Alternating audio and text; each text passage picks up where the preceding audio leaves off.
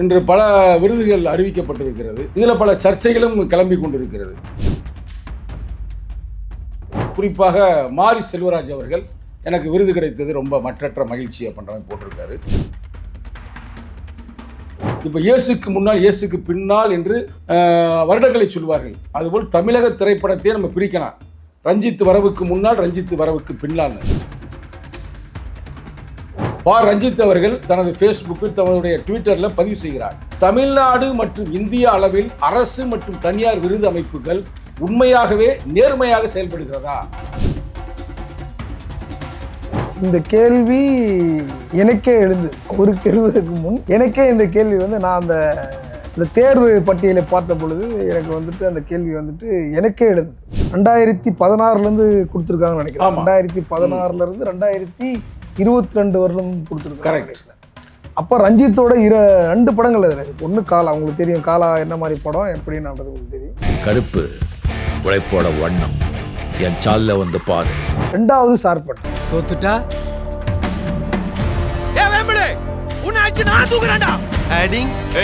எந்த தனியார் அமைப்புகளும் ரஞ்சித்தோட படங்களுக்கு எந்த விருதும் இது பண்றதில்ல. நிறைய நம்ம தமிழ்நாட்டிலே நிறைய அமைப்புகள் இருக்கு. காலா நேரடியா ஒரு மத்திய அரசை கேள்வி கேட்க சங்கிகளை தான் அந்த படம் நேரடியா சங்கிகளை எதிர்க்கக்கூடிய கதை. ஆமா,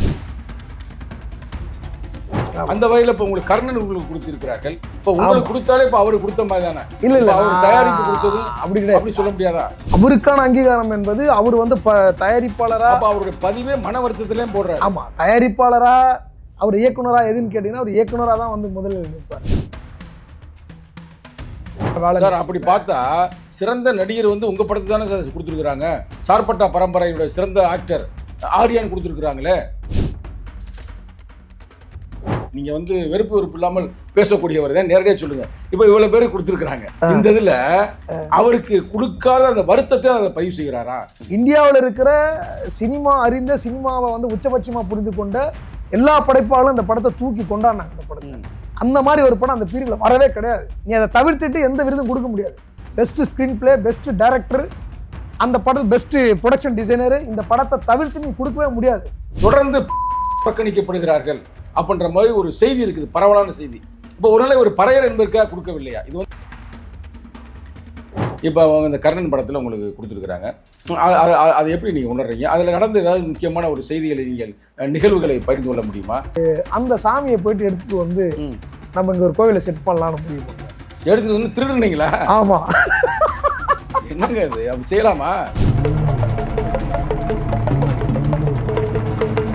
நீங்களே வரைகிற மாதிரி அதில் காட்டுறாங்க. ஆமாம். அது எப்படி உண்மையிலே நீங்கள் வரைஞ்ச நெருப்பில் வரைய முடியுமா? கண்டிப்பாக.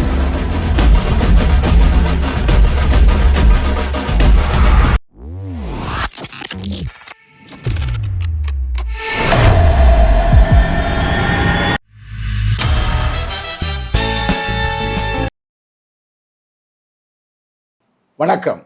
இன்று நமது அரங்கத்திற்கு கலை இயக்குனர் ராமலிங்கம் அவர்கள் வருகை புரிந்திருக்கிறார்கள். அவருக்கு எனது வணக்கத்தை தெரிவித்துக் கொள்கின்றேன். இன்று அரசாங்கம் அறிவித்திருக்கின்ற பல விருதுகளில் சிறப்பான விருது என்று கருதப்படுகின்ற கலை இயக்குனருக்கான விருதை ராமலிங்கம் பெற்றிருக்கிறார். அவர் நமது அரங்கத்திற்கு வந்திருக்கிறார். ஐயா வணக்கம் ஐயா. ரொம்ப மகிழ்ச்சியான ஒரு தருணத்தில் நீங்கள் இருப்பி நான் நம்புகிறேன். ரொம்ப சிறப்பு. இன்று பல விருதுகள் அறிவிக்கப்பட்டிருக்கிறது. இதில் பல சர்ச்சைகளும் கிளம்பி கொண்டிருக்கிறது. அதில் இப்போ சில பேர் மகிழ்ச்சி வெள்ளத்தில் மிதக்கிறார்கள். குறிப்பாக மாரி செல்வராஜ் அவர்கள் எனக்கு விருது கிடைத்தது ரொம்ப மற்றற்ற மகிழ்ச்சி அப்படின்ற மாதிரி போட்டிருக்காரு. அதே நேரத்தில் இன்று திரைப்பட வரலாற்றையே, தமிழக திரைப்பட வரலாற்றையே இப்போ இயேசுக்கு முன்னால் இயேசுக்கு பின்னால் என்று வருடங்களை சொல்வார்கள். அதுபோல் தமிழக திரைப்படத்தையே நம்ம பிரிக்கலாம். ரஞ்சித் வரவுக்கு முன்னால், ரஞ்சித் வரவுக்கு பின்னால். அப்படிப்பட்ட ஒரு மாபெரும் ஒரு மாற்றத்தை உருவாக்கியவர் என்பதை நீங்கள் நிச்சயமாக மறுக்க மாட்டீர்கள். ஏன்னா நீங்கள் அவர்கிட்ட நெருங்கிய பழைய நண்பர். அப்போ கேள்விக்கு வர்றேன். அவர் ஒரு வருத்தமான ஒரு பதிவு செய்திருக்கிறார்.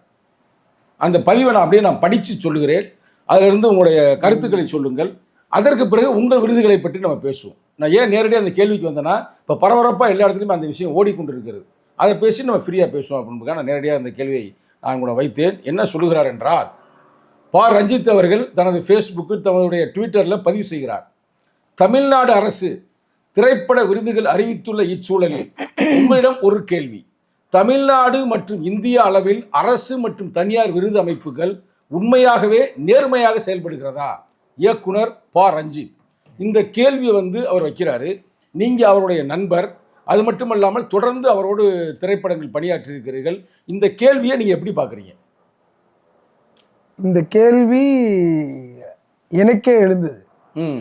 ஒரு எழுவதற்கு முன் எனக்கே இந்த கேள்வி நான் இந்த தேர்வு பட்டியலை பார்த்த பொழுது எனக்கு அந்த கேள்வி எனக்கே எழுந்தது. நேற்று இரவே நான் யோசித்தேன்.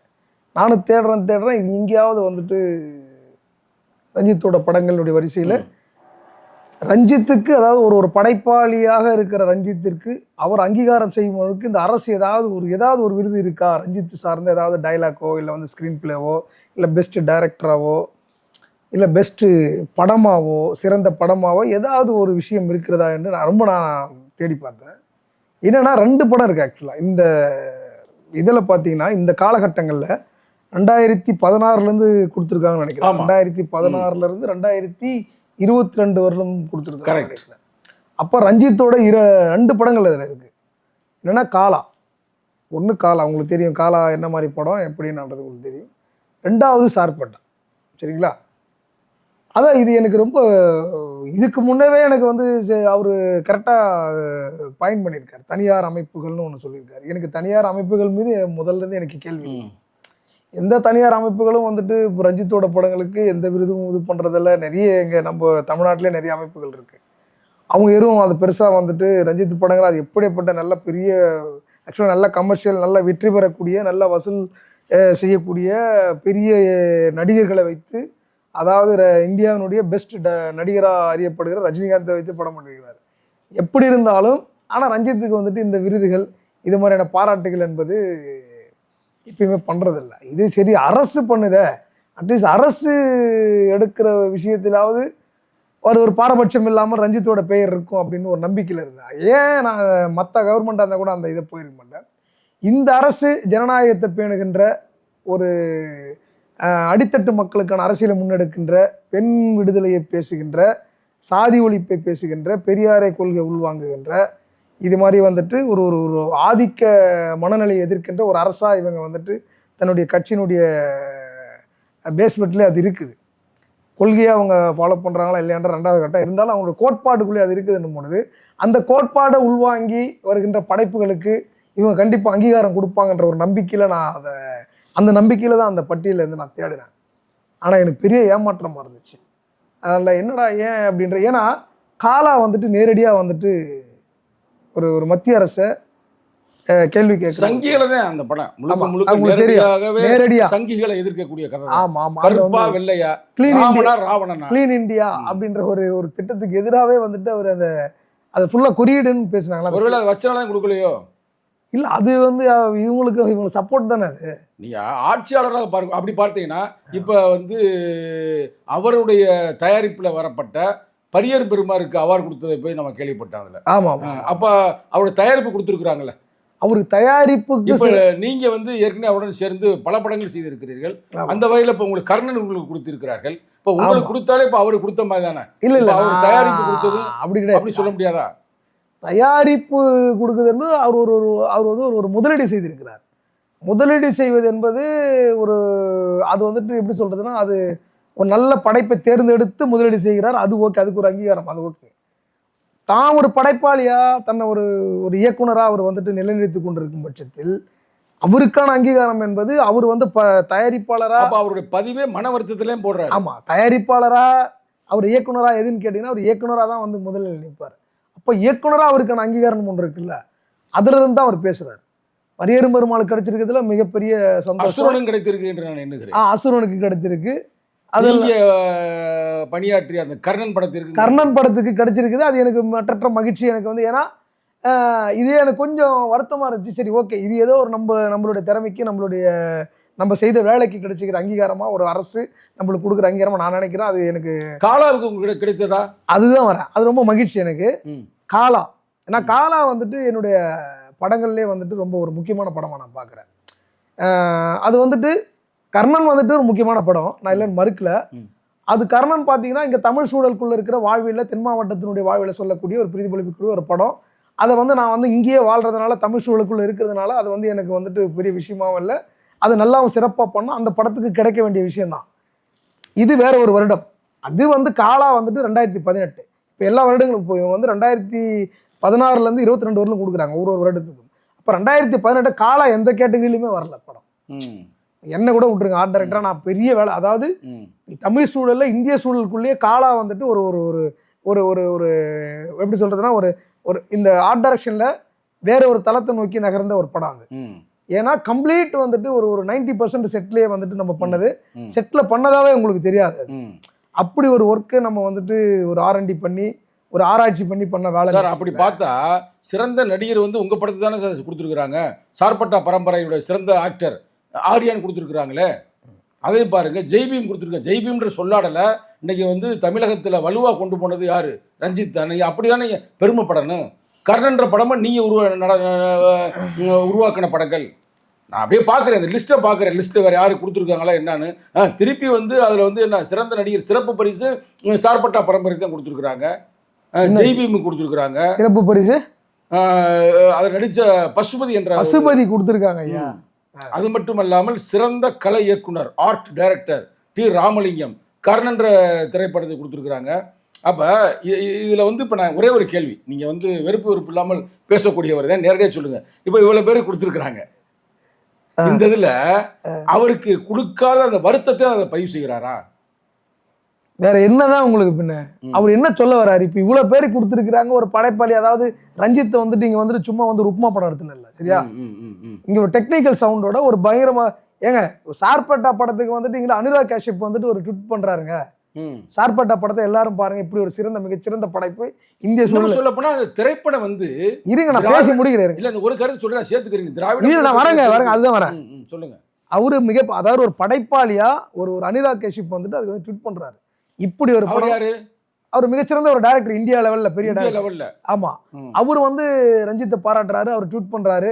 இப்படி ஒரு சிறந்த படம் வந்து அவர் மட்டும் கிடையாது, இந்தியாவில் இருக்கிற சினிமா அறிந்த சினிமாவை வந்து உச்சபட்சமா புரிந்து கொண்ட எல்லா படைப்பாளரும் இந்த படத்தை தூக்கி கொண்டாடினாங்க. அந்த படத்தை அந்த மாதிரி ஒரு படம் அந்த பீரியட்ல வரவே கிடையாது. நீ அதை தவிர்த்துட்டு எந்த விருதும் கொடுக்க முடியாது. Best screen play, best director, அந்த படத்தை பெஸ்ட் ப்ரொடக்ஷன் டிசைனர், இந்த படத்தை தவிர்த்து நீ கொடுக்கவே முடியாது. அப்படி ஒரு படம் வெற்றி பெற்ற படம், மாபெரும் வெற்றி. அதை தான் நான் சொல்றேன், மக்களுடைய வெற்றியை தான் நான் சொல்றேன். கொரோனா காலத்தில் ஆமா, அப்படி ஒரு வெற்றி படம், அப்படி ஒரு திரைமொழி படமே வரலங்க. முன்ன ரஞ்சித்தோட படங்களை தி பெஸ்டா நீங்க கருதுறீங்க. நான் கருதுறேன், மக்களும் கருதுறாங்க. எனக்கு நிறைய ரஞ்சித்தோட எல்லா படங்களும் பிடிக்கும், அது வேற விஷயம். மக்கள் கிட்ட வந்து கமர்ஷியலா போய் சேர்ந்தது. அவர் பொலிட்டிக்கலா சில விஷயம் பண்ணால, இதுல பொலிட்டிக்கலா வேற ஒரு ஆங்கிள் இருக்கும். அதாவது இன்னைய வரல எமர்ஜென்சியை வந்து கரெக்டாக போர்ட்ரேட் பண்ண படங்களே இல்லைங்க தமிழ் சினிமாவில். இது திராவிட முன்னேற்ற கழகத்தை திமுகவை அந்த படம் வந்துட்டு பயங்கரமா தூக்கி பிடிச்சி எடுத்த படம். பசுபதிக்கிறார்ல, பசுபதி டிஎம்கே டவல் போட்டுருப்பாருங்க, கரை போட்ட டவல்.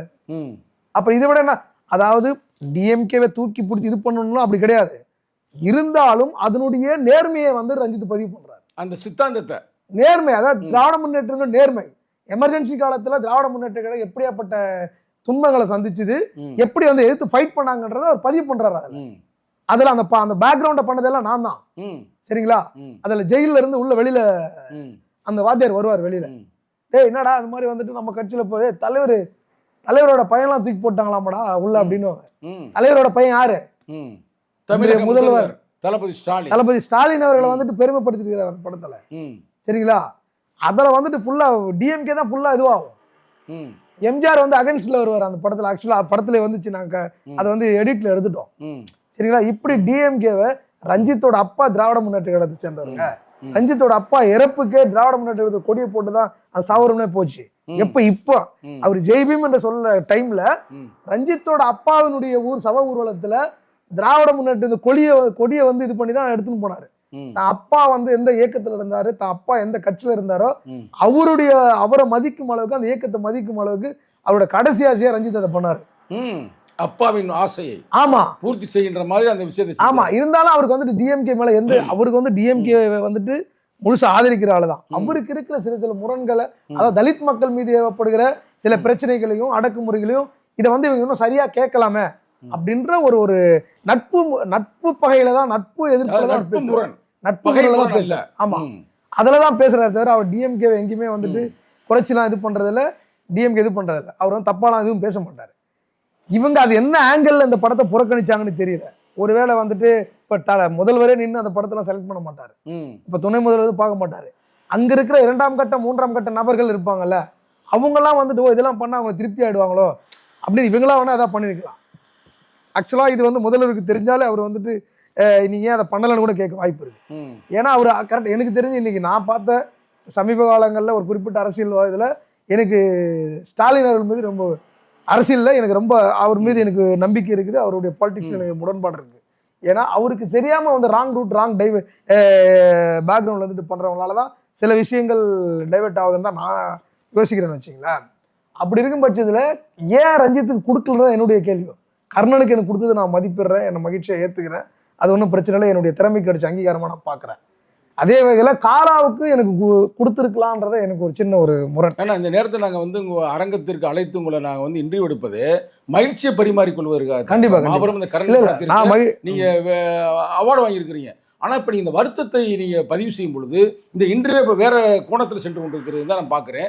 இன்னொரு விஷயம், அதை முடிச்சுட்டு நான் உங்கள் படத்துக்கு நான் வர விரும்புகிறேன். இப்போ குறிப்பாக வந்து இது திராவிட முன்னேற்ற கழக ஆட்சியில் மட்டுமல்ல, தொடர்ந்து நினைக்கப்படுகிறார்கள் அப்படின்ற மாதிரி ஒரு செய்தி இருக்குது, பரவலான செய்தி. இப்போ ஒரு நாளை ஒரு என்பதற்காக கொடுக்கவில்லையா? இது வந்து என்னுடைய கேள்வி அல்ல, பொதுவான ஒரு கேள்வியாக இருக்கிறது. ஏன்னா வந்து ஒரு அறிவு ஆழமிக்க ஒரு இயக்குநர்களாக பல பேர் இருக்கின்றார்கள், அதில் ஒரு முதன்மையாக இருக்கிறார். அந்த வகையில் எதுவும் ஒடுக்கப்பட்டிருக்குமா அப்படின்னு கருதுறீங்களா? இல்லை, நான் அப்படிலாம் கருதலை. நான் அப்படி அதை எடுத்துக்கல. அதாவது ஒரு அரசியல் நிலைப்பாடாக தான் அதை நான் பார்க்குறேன். அதாவது அவர் என்னங்க அரசியல் பண்ணுகிறார்? அவர் வந்து சாதாரண அவங்க மக்கள் பிரச்சனையா அவர் கேட்கிறாரு. நீங்க என்ன பார்க்கணும்னா, நீங்க அவர் மேல நீங்க அதுக்காக போயிட்டு சாதி ரீதியா வந்து அவர் புறக்கணிக்கிறாரு. நான் இந்த இடத்த நான் அதைத்தான் நான் கேட்கிறேன். நான் அதை அப்படி பார்க்கல. வந்து அவருக்கு வந்து இப்ப நல்ல படத்தை கொடுத்துருக்காரு, மாற்று கருத்தே இல்லை. அது நீ சொன்ன அனைத்து படங்களுமே நானும் பார்த்துருக்கிறேன், சிறப்பான படங்கள் தான். இந்த படத்துக்கு அப்ப கொடுக்கவில்லை என்றால் அப்ப நீங்க சொன்ன மாதிரி ஆட்சியாளர்கள் பொறுப்பு இல்லை, அதை நம்ம ஏற்றுக்கொள்கிறோம். அப்ப அதுல இருக்கிற குழுவில் இருப்பாங்கல்ல, அதுல ஒரு கமிட்டி இருக்கும்ல, அந்த கமிட்டியில் சாதி பிடித்தவர்கள் இருக்கிறார்களா? இருக்கலாம். அதுதான் என்னுடைய கேள்வி. அந்த பாயிண்ட் அவருடைய கேள்வியில் என்ன சொல்றாருன்னா, அரசாங்கமாக இருந்தாலும் சரி இல்ல தனியார் நிறுவனமாக இருந்தாலும் சரி அது சரியா அப்படின்னு அவர் கேள்வி கேட்கிறார். கண்டிப்பா கண்டிப்பா. அது அதாவது நம்ம நீங்க சொல்ற மாதிரி அதுவும் இருக்கலாம். சரி, அது ரைட்டு. அது எப்படியோ அந்த பிரச்சனை வந்து நிச்சயம் அரசாங்கம் அடுத்து அதற்கான வழிவகுப்பார் என்று நாங்கள் நம்புகிறோம். இப்போ உங்களோட மகிழ்ச்சியான தருணங்களை நான் பரிமாறிக்கொள்ள ஆசைப்படுகிறேன். நான் ஆக்சுவலாக வந்து அதைத்தான் உங்களோட முதல்ல கேட்கலாம்னு நினைச்சேன். பட் இருந்தாலும் அதை கேட்கும் பொழுது நீங்கள் தான் திசை மாற்றி விட்டீர்கள் எங்களை. இப்போ இந்த கரனுடைய ஏன்னா அந்த 2 படங்களை நான் பண்ணியிருக்கிறேன்ல, அதனால நான் நீங்க ஒரு கலை இயக்குனர் மூலமாக அந்த வழியை நீங்க பகிர்ந்து கொள்கிறீங்க. ஆமா ஆமா, நான் அந்த படத்துக்கிட்ட அவரோட படங்களுக்கு இப்ப அறிவிச்சிருக்கிற அந்த காலகட்டத்தில் ரஞ்சித் பண்ண படங்களுக்கு நான் தான் கலை இயக்குனர். நான் கூட இருந்து அவருடைய படைப்பாற்றலை படைப்பினுடைய வீரியத்தை நான் பார்த்தவன். எங்கேயுமே ஒரு அரசாங்கம் வந்துட்டு இது மாதிரி ஒரு நீங்க சமூக நீதி பேசுற ஒரு அரசா இருக்கும் பொழுது சமூக நீதியை பேசுகின்ற இயக்குநர்களை நீங்க வந்துட்டு தூக்கி பிடிக்க வேண்டிய இடத்துல நீங்க இருக்கிறீங்க. அதையே எந்த மாற்று கருத்தும் இல்ல. கண்டிப்பா இது வந்து பெரிய தவறா நான் இந்த நேரத்துல அரசியல்ல கூட எங்களுக்கு சில முரண்கள் இருக்கு. இல்ல, ஏன்னா இந்த நேரத்துல கலையை பொறுத்த வரைக்கும், திரைப்படத்தை பொறுத்த வரைக்கும் எந்த காம்பரமைஸ் இல்லாமல பெண்கள் விடுதலையை ஆணித்தரமாக எடுத்த ஒரு இயக்குனர் ரஞ்சித் அவர்கள். அதுல மாற்று கருத்தே இல்ல. பெண் விடுதலை மட்டுமல்ல, தலித் விடுதலை எந்த படத்துல இது மாதிரி பேசினாங்க, இங்கொன்றும் படமா தான் வந்து கொண்டிருக்கும். அந்த வகையிலும் நிச்சயமாக நாங்கள் உணர்கிறோம்.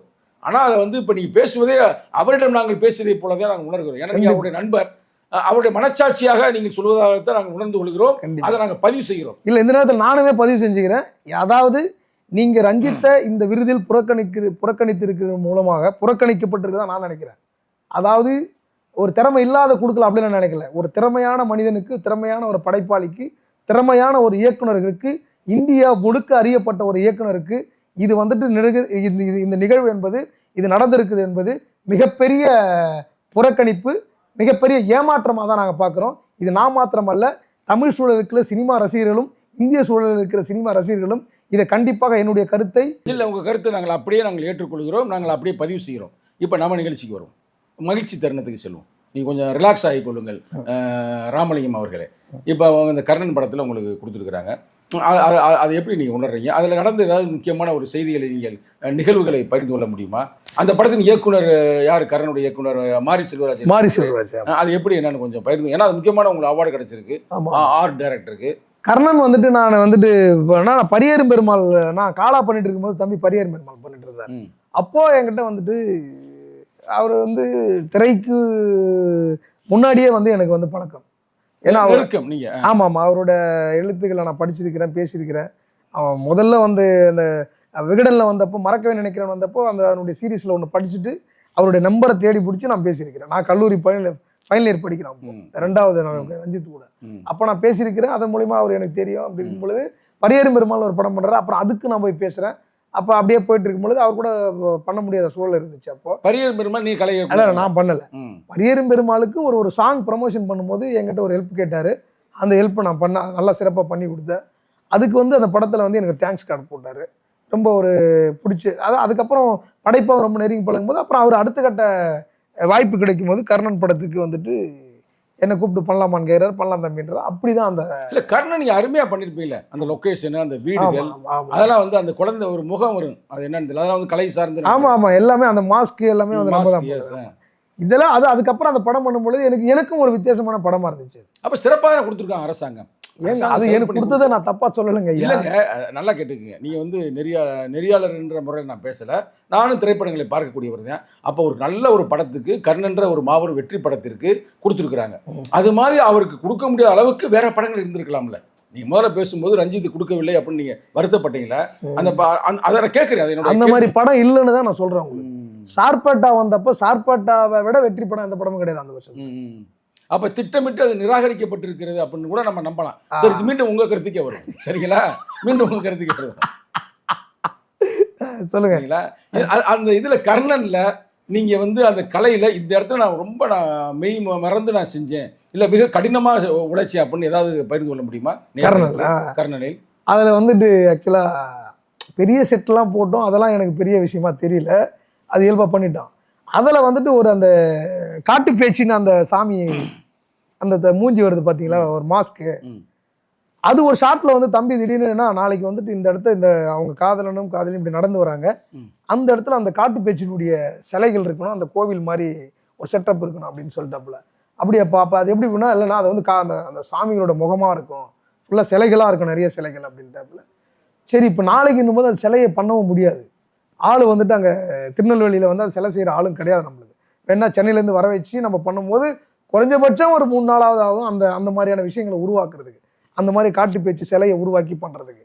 அப்போ என்ன பண்ணலான்னு நாங்களே ஐடியா பண்ணும் பொழுது, அப்போ அந்த காட்டு பேச்சு தெய்வம் இருக்கிற அந்த கோவில் எங்கே இருக்குன்னா யாரும் இல்லாத, அதாவது ஒரு 2 கிலோமீட்டர் 3 கிலோமீட்டருக்கு வந்துட்டு ஊரே இருக்காது. அது மாதிரியான ஒரு காடு மாதிரியான பகுதியில் தான் அந்த சாமி இருக்குது ஒரு ஊரில். அந்த இதை தான் அவங்க கும்பிட்றாங்க. அங்கே பார்த்து அது உள்ள ஃபுல்லாக சிலைகளாக இருக்கும்.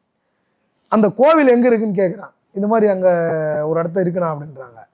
சரி அப்படின்னு சொல்லிட்டு நாங்கள் என்ன பண்ணுறோம், அந்த கோவிலில் இருக்கிற கோவில்னா அந்த கோவில் உள்ள இருக்கிற கருவறை சிலை கிடையாது, கோவில்களே நேர்த்திக்கடனுக்காக வச்சிருப்பாங்கல்ல நிறைய. ஆமாம், வெளியே வச்சிருப்பாங்க. அந்த சாமியை போயிட்டு எடுத்துட்டு வந்து நம்ம இங்கே ஒரு கோவிலை செட் பண்ணலான்னு முடிவு பண்ணுறோம். எடுத்துட்டு வந்து திருடுனீங்களா? ஆமாம். என்னங்க இது, அப்படி செய்யலாமா? அப்படி இது கேளுங்க. அதுதான் அங்க இருக்கிற சாமியை திருடி இருக்கிறீங்க. ஆமா, சாமியை வந்து திருடணும்னு வச்சுக்கோங்க. அது வந்துட்டு அங்க போய் நாங்க ஒரு வாட்சமா அந்த மக்கள் கிட்ட, திருநெல்வேலியில் இருக்கிற தம்பிங்கிட்ட, தம்பி இந்த மாதிரி ஒரு கோவில் இருக்கான், சரி என்னன்னா அது இருக்கானோட எனக்கு பயப்படுறாங்க. சரி என்ன நான் பாத்துக்கினாங்க, இல்லப்பா அந்த அங்க சாமிலாம் அங்க நேர்ந்து கடைன்னு வச்சிருக்கிறாங்க, அது எடுத்தாந்து இங்க நம்ம வச்சுட்டு திரும்ப எடுத்து வச்சிடலாம்பா. ஓ நீ வேறனா சும்மா இது பண்ணாதீங்க, நீங்க வேற அதெல்லாம் கிட்ட போனாலே 4 நாள்ல செத்துருவோம் நம்பலாம் அப்படின்ற.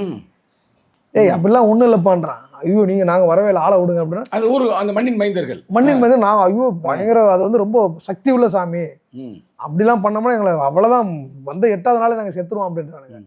சரி என்னடா பண்ணலான்னு என் அசிஸ்டன்ஸ் தம்பி அந்த முத்துராமன் அவங்க தம்பி, அப்புறம் ராஜலிங்கனே அந்த தம்பி 2-3 பசங்களை கூட்டினேன். அவங்களாம் அதில் போகலாம், சரி நம்ம போகலான்றானுங்க. எங்களுக்கு வண்டி மட்டும் அரேஞ்ச் பண்ணுங்கன்றோம். அதெல்லாம் ஒருத்தன் வந்துட்டு சரி நான் வண்டி எடுத்தாந்து தூரமாக நின்றுக்கிறேன், என்னை கிட்டலாம் கூப்பிடாதீங்கன்றானுங்க. சரி நீ எத்தாப்பாண்டு வண்டி கொடுத்தான்ல, திடீர்னு பார்த்தா வண்டி ஆளை காணாங்க, பார்த்தா வண்டி கொடுத்தவனுக்கு தெரிஞ்ச ஆள் வந்து அவனை அடிச்சு, நீ எப்படா வண்டி எடுத்து போனா அவன் டிரைவர் ஈத்துன்னு போயிட்டானுங்க. வண்டிலாம் கொடுக்க போய் தலையில வேணா தூக்கி சொல்லல. இப்போ என்னடா பண்றேன்னு தெரியாத என் தம்பி நான் ஓடுறேன் வண்டின்றான். டேய் இதெல்லாம் வேணாண்டான்ட்டு அப்புறமா அங்கேயே ஒரு எவனை பிடிச்சி கிடிச்சு திட்டியோ நாளைக்கு ஷூட்டிங் நடக்கணும். அப்புறம் தம்பி மாரிசெல்வராஜ் கிட்ட சொன்னோம். மாரிசெல்வராஜ் கூப்பிட்டு திட்டாப்ல, யோ வண்டி கொடுத்தாருன்னா பிரச்சனை, அவங்க பார்த்துப்பாங்க, அதெல்லாம் ஒன்றும் பிரச்சனை, அவங்க பார்த்துப்பாங்க, நீ உங்க வேலை பாருங்கன்ட்டு அப்புறம் அந்த வண்டி டிரைவர் மட்டும் கொடுத்தாங்க. வண்டி எடுத்தவன் கிட்ட வந்துட்டு அவன் கிட்ட நின்ட்டான். ஒரு எப்படி ஒரு ஒரு 1/2 கிலோமீட்டர் தூரத்துல நின்ட்டான். சரி, இனிமேல எங்களை வர முடியாது, நீங்க வேணா என்ன வேணாலும் பண்ணுவீங்க, நாங்க வரல அப்படின்ட்டான். சரின்ட்டு அப்புறம் நாங்க 4 பேர் போயிட்டு அந்த சாமியை கும்பிட்டுட்டு, அம்மா எங்களை தவறா நினைச்சுக்காத, ஒரு கலைக்காக, ஆமா தவறா நினைச்சுக்காத, உங்களை நான் வந்து மிஸ்யூஸ் பண்ணல, உன்னை தவறா பயன்படுத்தல, உன்னுடைய உருவத்தை இந்த உலகம் முழுக்க பார்க்க வைக்க போறேன், உலகம் முழுக்க இருக்கிற மக்கள், தமிழ் மக்கள் உன்னை வந்து ஸ்கிரீன்ல பார்க்கும்போது உன்னை எப்படியாவது வணங்குவாங்க, உன்னை பார்க்க முடியாதெல்லாம் பார்க்க வைக்க போறேன் உன்ன, அந்த கண்டென்ட்டுக்காக தான். நீ கடவுளோ நான் உன்னை ஒரு மனிதனா, என்னுடைய அம்மாவா, என்னோட ஆயாவா, என்னுடைய மகளா பாக்குற உன்ன, நீ என்ன தப்பா நினைச்சுக்காதுன்ட்டு நான் மைண்டுக்குள்ளே எடுத்து ஒரு ஸ்பிரிட், ஒரு மித்து தான் எடுத்துக்கிட்டு அந்த சிலை எடுத்துட்டீங்க. சிலையான இரவோடு இரவாக வைக்கோல் எடுத்துட்டு போயிட்டு அதை ஃபுல்லா சுருட்டி, யாருன்னா ஆள் வரான் பார்த்துருந்தாங்கன்னா முடிஞ்சது கதை. சரி, அந்த ஊர் மக்கள் பார்த்துருந்தா, யாரும் பார்க்கல, ஆத்தா காப்பாத்திருச்சு உங்களை. ஆமா பார்த்துருந்தா முடிஞ்சது. என்னன்னா பெரிய ரிஸ்க் அது. சரி, அப்படி எடுத்து தாய் பேர், அந்த தெய்வத்தின் பேரு பேச்சியம்மன். பேச்சியம்மன் அந்த மாஸ்க் வருது பாருங்க, அதுதான் அந்த சாமி. ஓ, அதை போய் எடுத்து நீங்க போய் நைட்ல அதை பார்க்கவே முடியாதுங்க அந்த சாமியை. உண்மையிலே கடவுள் நம்பிக்கை இருக்கிறவன் அதை படத்துல கொஞ்சம் சட்டில்தான் காட்டியிருப்போம், மாஸ்க் நாங்க பண்ணது. அப்புறம் திரும்பி சிலையை வச்சுட்டீங்களா? கடவுள் நம்பிக்கை பார்த்தா அது இதமோ கேட்கிறேன், கேளுங்க, முடிக்கிறதுங்க, கதையே முடிக்காத நீ வான் இடையில கிளாஸ் பண்ணா நான் ரொம்ப கதை அப்படிலாம் கிடையாது. அப்படி சொல்லிதான் ஒரு கதையை அப்படிதான் பேச முடியும். நீ எடிட்டரா பேசிட்டு கூடாது, நான் பேசுறேன், நான் நெறியாளரா பேசுறேன், நெறியாளர் கம் எடிட்டரா பேசுறேன். ஓகே, அடுத்த பாயிண்ட் அதுதான். அப்புறம் எடுத்துன்னு வந்து வச்சுட்டு அப்போ மாரிசெல்வராஜ் வந்து பயங்கர மகிழ்ச்சி ஆகிட்டாப்புல. நான் சூப்பர், நான் மகிழ்ச்சி ஆகிட்டு எனக்கு வந்துட்டு இந்த வேலையெல்லாம் விட அன்னைக்கு வந்துட்டு அந்த வேலை இருக்குல்ல, அது ரொம்ப ஒரு அட்வென்ச்சராக ஒரு பெரிய சாகசமாக பார்த்தேன். அந்த படத்தில் மறக்க முடியாத நிகழ்வு அந்த நிகழ்வு. ஊரெல்லாம் கேள்விப்பட்டிருக்கேன், கணபதி விநாயகர் செல்ல பிள்ளை திருடுவாங்கன்னு. அது சின்ன பிள்ளை பழக்கம் இருந்துச்சு தெரியல. இல்லை அது நம்மள ஒரு படைப்புக்காக சரி ஒரு விஷயத்தை போல, அதுதான் நம்மளுக்கு கர்ணன் படத்துல ஒரு மறக்க முடியாத நிகழ்வு. ஆக்சுவலா அந்த மாஸ்க் தான் படம் முழுக்க பிரபலமா. ஆமா, அது வந்து ரொம்ப பரபரப்பா இருக்கு. அந்த கண்டென்ட் அந்த சாமி எடுத்து அந்த வச்சது அப்புறம் தான் தம்பி வந்து இது மாதிரியான ஒரு விஷயத்த பண்ணலாம் அப்படின்னு ஒரு ஐடியா பண்ணி, அப்புறம் அதை வந்து நம்ம மாஸ்கா பண்ணி ஒர்க் பண்ணி வர வச்சு, அப்ப அந்த குழந்தைக்கு வச்சு படம் முழுக்க நம்ம எடுத்து கொண்டு போயிட்டு அந்த சிலையை கொண்டு போய் எடுத்து வச்சுட்டீங்க. சிலையை எடுத்து அங்கேயே வச்சு பாயிண்ட் அதை வச்சுட்டேன். அதை சொல்லாம முடிஞ்ச அதெல்லாம் அதை திரும்ப முடிஞ்ச உடனே இது திருட்டாகாது, இது வந்து ஒரு கலைக்கான ஒரு செயல்பாடு. ஆமா ஆமா, அந்த சிலையை மரியாதையோட அதே பயபக்தியோட திரும்ப அங்கேயே வச்சுட்டு. ஆனா அந்த படத்துல என்ன சிறப்பு வந்து வாள் காட்டுவீங்க ஒரு இடத்துல. ஆமா ஆமா, ஒரு மீனை வெட்டுவாங்க, அதெல்லாம் ரொம்ப சிறப்பா இருக்கு. அதெல்லாம் எப்படி மீனை வந்து, ஆமா மீன் வந்து நம்ம டம்மி பண்ணோம் ஆக்சுவலா, மீன் மாதிரியே வந்துட்டு செஞ்சு அதை வந்துட்டு பண்ணி, அதுக்கப்புறம் அதை சின்னதா வந்துட்டு சிஜில பண்ணி கொஞ்சம் அந்த உயிருள்ளது இருக்க மாதிரி பண்ணாங்க. அந்த வால், அந்த கத்தி வந்துட்டு நான் டிஃபரெண்டா இருக்கு அந்த வால். ஆமா ஆமா, நான் நிறைய இடத்த போயிட்டு அதை ரொம்ப தேடணும், நிறைய இடங்களை பார்த்து கிடைக்கல. அதுக்கப்புறம் சென்னையில வந்துட்டு ஒரு இடத்துல போயிட்டு ஒருத்தர் வந்துட்டு அவர் வந்துட்டு இம்போர்ட் பண்றவர் அவர், அப்புறம் அவர்கிட்ட போயிட்டு அந்த படத்துல ஒரு பஸ் எல்லாம் அடிச்சு விடிச்சு உடைப்பீங்களா? அதெல்லாம் செட்டா இல்ல? இல்ல, பஸ் எல்லாம் அடிச்சு உண்மையிலேயே உடைச்சது, உண்மையான பஸ். ஆமா, உண்மையா பஸ் உண்மையிலே அடிச்சு உடைச்சது. அந்த கண்ணாடியை மாத்தி எடுத்தோம், உண்மையிலேயே நடந்த விஷயங்கள் அது எல்லாமே. அதுல பஸ்ல அந்த பஸ் ஸ்டாண்டு செட்டு, படத்துல ஒரு பஸ் ஸ்டாப் இருக்குல்ல, பஸ் ஸ்டாண்டு செட்டு, தனுஷோட வீடு செட்டு, தனுஷோட ஊரு செட்டு, தனுஷோட ஒரு புத்தர் சிலை தலையை வெட்டினமே காட்டுவீங்களே, அது நானே பண்ண சிலை. அது சிலை, அந்த சிலையை நானே பண்ணேன். நீங்களே கைப்பட, நானே என் கைப்பட பண்ணி, என் கைப்படவே அங்க வச்சு, என் கைப்படவே வந்து அதை ஏஜிடு பண்ணி, பழைய காலத்துல இருந்தா எப்படி இருக்கும், சின்ன சின்ன செங்கல் வச்சு அதில் சுண்ணாம்பு வச்சு அதை ஃபுல்லா நானேவே ஒர்க் பண்ணி நானேவே பண்ண ஒர்க். அது இல்லை, அதை விட சிறப்பு அதில் வர்ற ஒரு பாடலில் வந்து நீங்களே வரைகிற மாதிரி அதில் காட்டுறாங்களே. ஆமாம், அது எப்படி உண்மையிலே வந்து நீங்கள் வரைஞ்ச நெருப்பில் வரைய முடியுமா? கண்டிப்பா இல்லை, அது வரைஞ்சதா இல்லை அதுவும் இல்லை உண்மையிலேயே வரைஞ்சது அது. அது வந்து மாரிசெல்வராஜுக்கு வந்து நான் அதை வந்து எனக்கு வந்துட்டு, அதாவது நான் நிறைய படங்கள் பண்ணியிருக்கலாம் ஆர்ட் டைரக்டராக, நிறைய விஷயங்கள் பண்ணியிருக்கலாம் கலை இயக்குனராக, ஆர்ட் டைரக்டராக. ஆனால் ஒரு ஆர்ட் டைரக்டருக்கான ஒரு ஆர்ட் டைரக்டராகவே வந்துட்டு போகிறது இருக்குல்ல ஸ்க்ரீனில், ஒரு படைப்பாளி தன் படைப்பை வந்துட்டு மக்களுக்கு பகிர்ந்தளிக்கிறது இருக்குல்ல, அது எனக்கு கர்ணன்ல இல்லை, அது ரொம்ப பிரமிப்பா இருந்துச்சு. அந்த படம் ஓடுனதுக்கு எடுத்துமே அந்த பாட்டத்தை வெளியிடுறாங்க, அது ஒரு பெரிய ஒரு வரவேற்பு. அப்படி ஒரு ஹீரோ இன்ட்ரடக்ஷன் எந்த படத்துலையுமே நிகழ்ந்திருக்கு. அதுல வந்து நீங்க வந்து நெருப்புலேயே வரைகிற மாதிரி நீங்க காட்டு. ஆமா ஏன், நெருப்புலேயே வரைஞ்சது. நெருப்பை நீங்க கொளுத்திட்டு கட்டையில நெருப்பு, இப்போ இன்னைக்கு வந்துட்டு அந்த கறி இருக்குல்ல, அந்த கரியவே வந்துட்டு இப்போ மரத்தினுடைய கறி துண்டு இருக்குல்ல, சார்கோல், அந்த சார்கோலே இன்னைக்கு பேக் பண்ணி ஆர்டிஸ்ட்டுங்களுக்கு விற்கிறான், இம்போர்ட்டட் பண்ணி. இல்லை சார், நான் உங்களுக்கு கேட்குற கேள்வி என்னன்னா, அதை நீங்கள் வரைகிறீங்களே, ஆமா, அந்த வரையில அது உண்மையிலே நெருப்பை வச்சு தான் வரைகிறீங்களா? உண்மையிலேயே நெருப்பு வச்சு தான் வரையும். நாங்கள் கேட்டோம். உண்மையிலேயே நெருப்பு வச்சு கொளுத்திட்டு நீங்க வரைஞ்சீங்கன்னா அது உங்களுக்கு அந்த இம்ப்ரெஸ் கிடைக்கும்ல, உங்களுக்கு அந்த கரியினுடைய அந்த அடையாளம் வந்துட்டே இருக்கும். அந்த அந்த வரையப்பட்ட அந்த ஹீரோவுடைய படம், தனுஷுடைய படம், அது பார்க்கப்படும் பொழுது ஒரு போராளி ஒரு நினைவுபடுத்துகிற மாதிரி இருந்துச்சு. அது திட்டமிட்டு நீ அப்படி வரைஞ்சீங்களா, அல்லது அது யதார்த்தமாக அமைந்ததா? யதார்த்தமா அமையாது ஐயா எதுவுமே. ஏன்னா நான் எந்த போராளி என்பது நிச்சயம் உங்களுக்கு தெரியும் என்று எண்ணுகிறேன். அது வந்து எப்படின்னா, மேலாவளவில் வந்து கொலை செய்யப்பட்ட அந்த மாவீரன் முருகேசனுடைய முகச்சாயல்ல அந்த ஹேர்லாம் ஆமா அப்படின்னு சொன்னாங்க. ஆனா அவருடைய முகச்சாயல் அதெல்லாம் இல்ல. ஆனா இப்போ வந்துட்டு நம்மளுக்கு ஒரு ஆளுக்கும் ஒரு கேரக்டர் இருக்கு, ஒரு தன்மை இருக்கு. இப்போ வந்துட்டு எப்படி சொல்றது, ஒரு வில்லத்தனமா இருக்கிறவனுக்கு ஒரு முகசாயல் இருக்கும். அது டைப் காஸ்ட் கிடையாது. ஆக்சுவலா சினிமாக்குள்ள அப்படி இருக்கும். ஒரு வில்லத்தனம்ன்றது என்ன, கோவப்படும் பொழுது டே என்னடா அவன் வில்ல மாதிரி முறைக்கிறான். அப்ப வில்லத்தனமான கோவணம் ஒன்று இருக்கு, புரட்சிகரமான கோவணம் ஒன்று இருக்கு, ஹீரோயிசமான கோவணம் ஒன்று இருக்கு. எல்லாத்துக்குமே வந்துட்டு ஒரு உடல் ரியாக்ஷன் இருக்குல்ல, இந்த உடல் ரியாக்ஷன் வந்துட்டு அக உணர்வு வந்துட்டு முகத்துல தான் தெரியும். ஏன்னா இது வரைக்கும் தனுஷுக்கு வந்த அந்த பாவனை உள்ள படங்கள், அதுதான் தனுஷ் வந்துட்டு அந்த போட்டோ வந்து இன்னும் ஒரு சிறப்பானதா அதான் அப்படின்னு ஒரு ஆளை ரிவீல் பண்ணும்போது அவனை ஒரு பெரிய ஹீரோவா காட்டணும். அந்த ஹீரோயிசம் இதோட தான் நம்ம பண்றோம். அந்த முகத்துல தான் அந்த ஹீரோயிசம் தெரியணும் பொழுது எனக்கு வந்து நான் மாடலா எடுத்துக்கினது, நான் பாக்குற ஹீரோ ரஜினி. ரஜினியோட அந்த மைண்ட் செட்ல தான் நான் வரைஞ்சேன். அந்த மைண்ட் செட்ல. ஆமா, ரஜினிக்கு வந்து அப்படி பார்த்தாருன்னா ஒரு ஐபால் ஆஃப் ரவுண்ட்ல இருக்கும். அப்படி பார்த்தாருன்னா அதுல ஒரு பவர் இருக்கும் கண்ணுல. அந்த நீங்க அப்படியே பார்த்தீங்கன்னா ரஜினியோட கண்ணு மாதிரியே இருக்கு. அந்த கண்ணை மட்டும் பார்த்தீங்கன்னா நான் திருப்பி பார்க்குறேன் அந்த நேரத்தில். அந்த மாதிரி நேயர்கள் நிச்சயமாக பார்ப்பார்கள் நீங்க சொன்னதுக்காகவே. ஆனால் மிக அருமையான ஒரு உரையாடலாக இது அமர்ந்தது. இதில் வந்து நாங்கள் மீண்டும் ஒரு முறை வந்து உங்களுக்கு நாங்கள் வாழ்த்துக்கெல்லாம் பேச வேண்டிய நிறைய விஷயங்கள் இருக்கிறது. இருந்தாலும் கூட இதுக்கு வந்து நீங்கள் வந்து அவார்டு வாங்கினது உண்மையிலே ஒரு மகிழ்ச்சி. தமிழகத்தில் இருக்கிற பல பேர் வந்து உங்களுடைய ரசிகராக இருக்கிறார்கள். அவர் வந்து நிச்சயமாக ரொம்ப மகிழ்ச்சி அடைவார்கள். அந்த வகையில் உங்களுக்கு அவார்டு கொடுத்த தமிழக அரசாங்கத்திற்கும் எங்களுடைய யூடியூப் மூலமாக நன்றியை தெரிவித்துக் கொள்கிறோம். நன்றி, வணக்கம். நன்றி, வணக்கம், வணக்கம்.